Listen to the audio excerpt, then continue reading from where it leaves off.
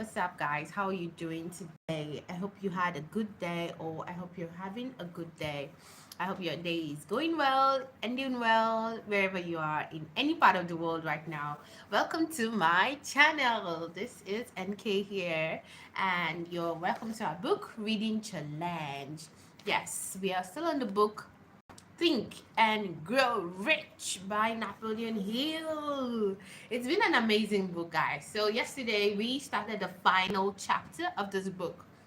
Okay, we started the final chapter of the book, and it has a lot of pages. The chapter is very long one. Maybe it's because it's the last chapter. So he put everything. He just added everything. Went all out on that chapter. But yeah, that's why we divided into two. So yesterday I, took the part one, and today I hope to be able to finish the part 15. I mean the remaining part.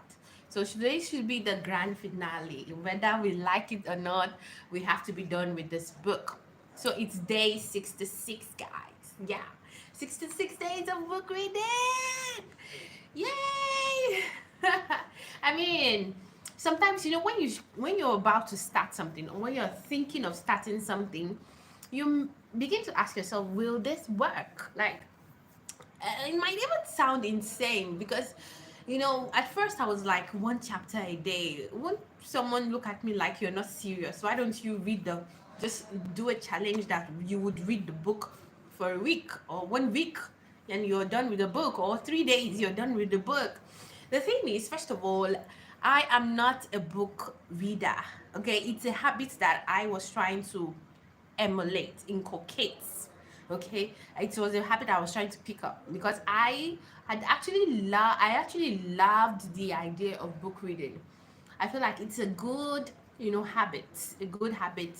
It helps you not just mentally, but physically as well. I mean, whenever I'm done with my dinner, I'm always tempted to lie on my bed and just uh, for the day, because you know how the day can be and all. But just picking up this habit, I mean, when I'm with my dinner, I pick a book and study a chapter for about 30 minutes, and it helps my food to digest. It helps me my food to digest, all these things like that. So it helps you in many ways. Okay. Yeah, and I think another aspect that I might want to bring out about picking up this habit is for my future kids, for my kids. Yeah, I'd really love limited screen time for my kids. I mean, the world is going digital by the day, by the year. So book reading is something that I will have to bring back, and if I want to bring it back, I need to bring in my kids into the picture. So yeah, so book reading is, when we started this, I was actually contemplating like one chapter a day. Doesn't that look absurd? Like, you're too mature for one chapter a day. You should challenge yourself to do like 3 chapters, 4 chapters. But I was thinking that I know myself. I know myself. If I decide that, I'm going to read 3 chapters, I will get tired and I'm not going to learn anything. I won't be productive. So why don't I just start small?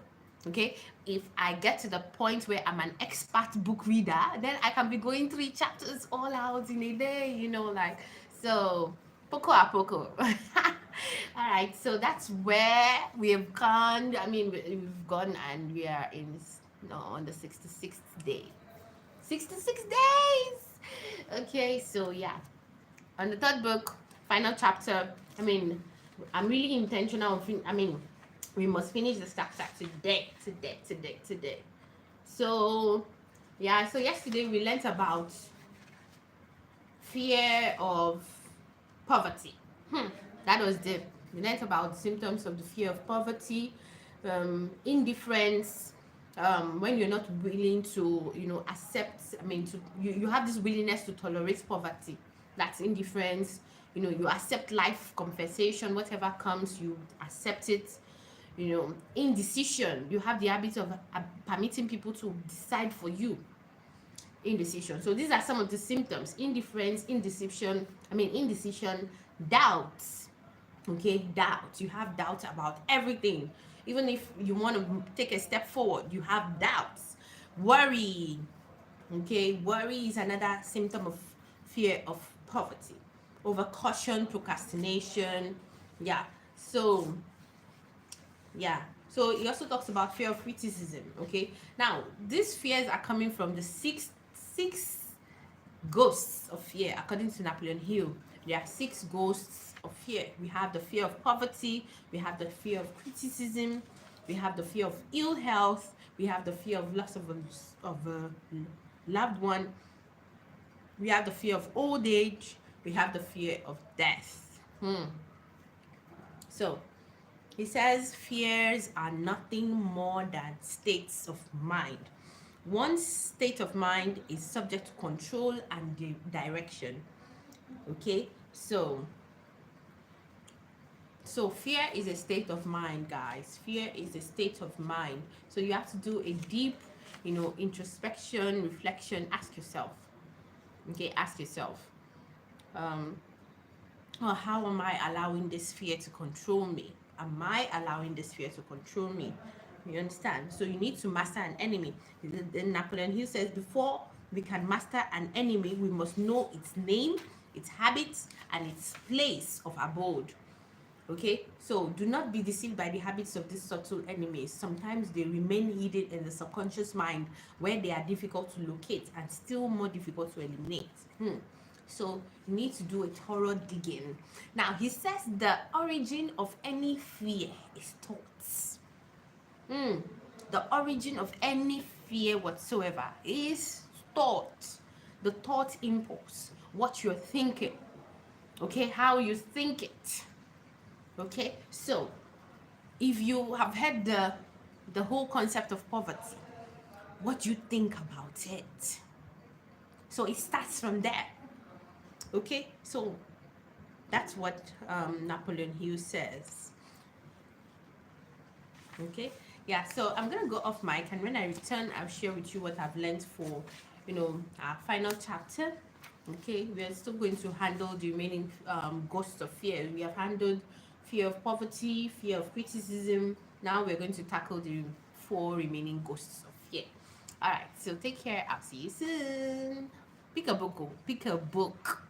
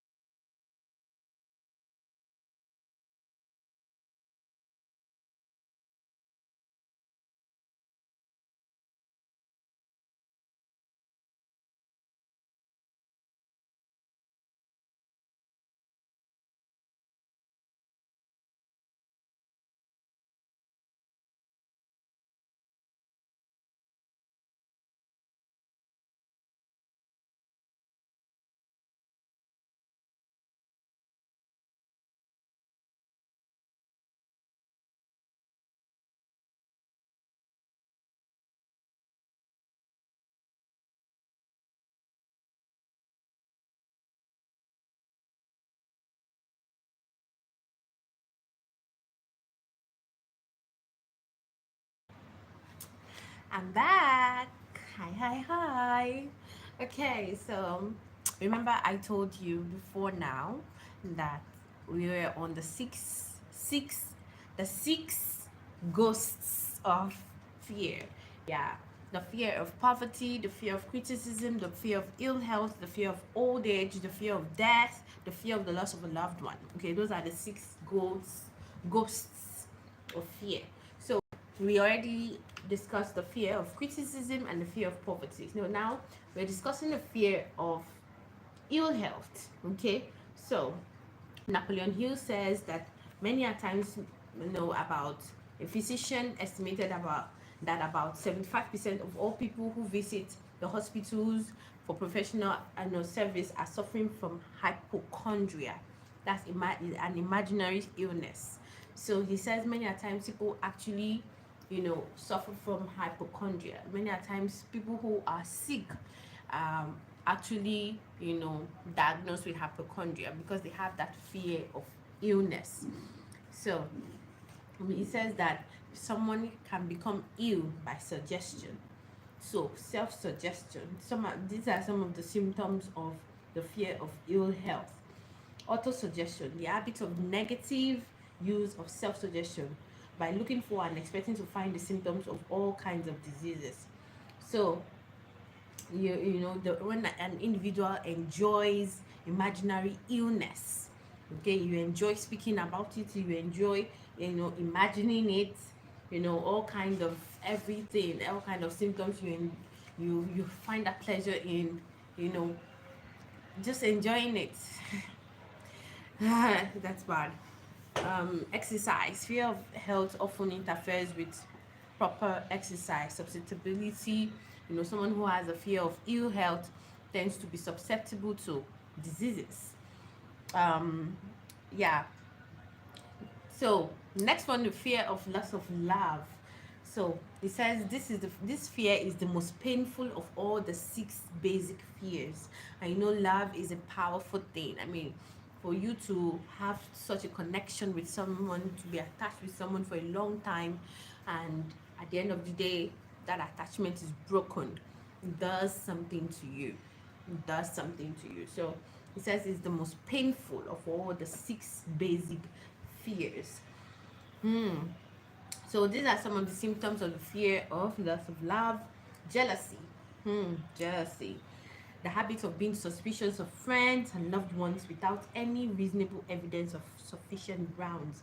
Fault finding, always looking for faults with friends, relatives, business associates, loved ones at the slightest provocation. Gambling, the habit of gambling, stealing, cheating, in order to provide for your loved one, you can go all out by hook or by crook, to be able to please that person, to be able to have that person in your corner. Now the next one is a fear of old age. The fear of old age, the possibility of ill health, which is more common as people grow older, is also a contributing cause of this common fear of old age. So here are some symptoms of the fear of old age. The habit of speaking apologetically to oneself, like you're old, you keep speaking it, I'm old.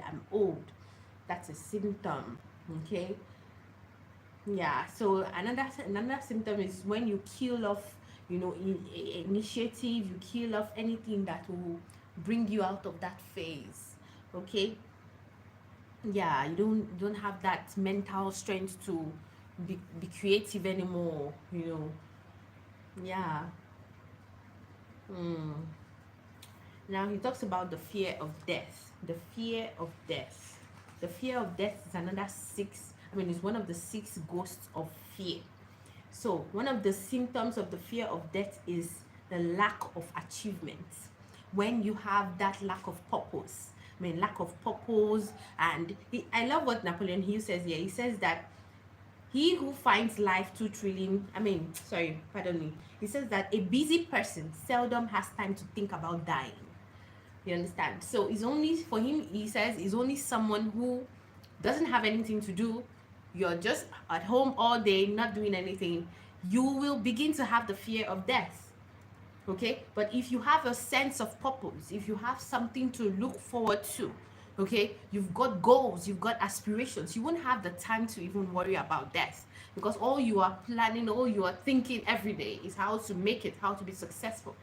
Okay, so in order for you to be able to tackle the sphere of death, you need to be, you need to, you know, how would I put it now, ignite that passion. You need to ignite a burning desire for achievement. Okay, ignite in you a burning desire for achievement. That's how he says it's one of the remedies to fear of death. Worry is a state of mind based upon fear. Okay, an unsettled mind is helpless. Indecision makes an unsettled mind. Okay, so if you keep worrying without action, without looking for actionable steps on how to go about the problem, it will eat you up, it will destroy you, and it's a gradual thing, it's a slow thing, and before you know it, it explodes. Okay, so one of the remedies of worry is action. Take actionable steps. Decide there and now. Decide here and now that yes, I'm gonna do this. I'm gonna try this. I'm gonna go for this. Okay. So once you begin to think about those actions, the worry slowly disappears. Okay. So just to remind you, here are the six ghosts of fear. Fear of death, fear of poverty, fear of criticism, fear of old age, fear of ill health, fear of loss of loved one. Okay, a man whose mind is filled with fear not only destroys his own chances of intelligent action, but he transmits these destructive vibrations to the mind of all who come in contact with him and destroys also their chances. Whoa, that's a lot. Okay, guys, so it was an amazing book. He also talks about how to protect yourself from negative influences. That's another thing that actually prevents you from financial success. I think that's the last point that he actually points out. One of the things that actually can prevent you from being successful or acquiring wealth, being wealthy, is when you continue to fall victim to negative influences. To protect yourself against negative influences, whether of your own making or the result of the activities of negative people around you, recognize that you have a willpower and put it into constant use until it builds a wall of immunity against negative influences in your own mind. Okay?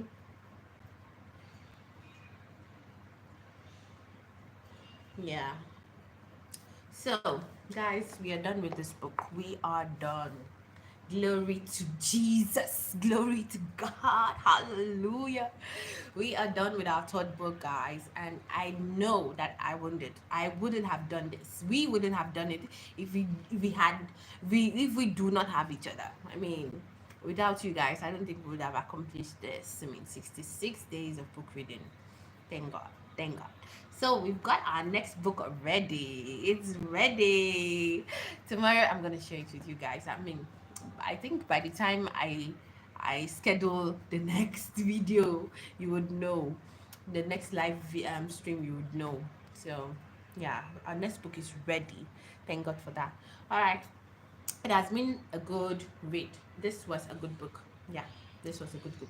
So if you are interested in having financial success, financial freedom, you need to get this book. It opens your mind. It's not like it's going to give you all the it's not like it's a map or something. Okay, it's not like it's a map or something to a treasure somewhere. No, it opens your mind, reshapes your thinking. Okay, about wealth, about poverty, about fear. It shapes your thinking, all the thought patterns you have previously. Yeah, that's what it does. So first of all, if you want to be rich, you want to acquire wealth, it starts with your mind, your thinking pattern. Okay? Yeah, so you need this book. Because you have to be rich. You must be rich. You must be wealthy. You must be. Yeah. All right, so take care, guys. Thank you so much for joining me on our book reading challenge today. Please do not forget, okay, Subscribe if you haven't. I don't say this often, maybe I should begin to say it. Subscribe if you haven't. Let's, form a formidable community where we can grow and learn together. Yeah, invite your friends. We can hold an online, library where everybody just picks a book and just read. Let the phone do the watching for once, right? Okay, so take care, guys. Okay, I'll talk to you tomorrow. Bye.